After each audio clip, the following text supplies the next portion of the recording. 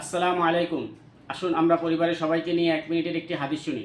আল্লাহুম্মা সাল্লি আলা মুহাম্মদ, আউযু বিল্লাহি মিনাশ শাইতানির রাজীম, বিসমিল্লাহির রহমানির রহিম।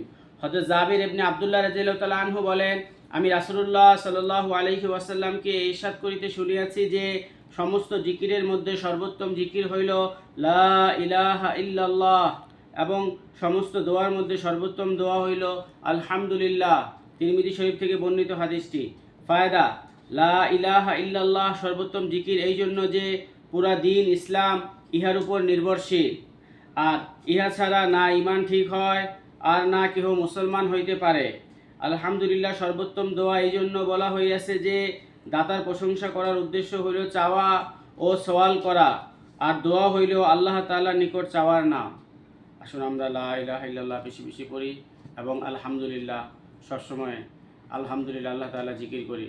সৎ কাজে আদেশ ও অসৎ কাজে নিষেধ করি এবং কালামুল্লাহ থেকে একটি আয়াত হলেও তেলাওয়াত করি। আসসালামু আলাইকুম।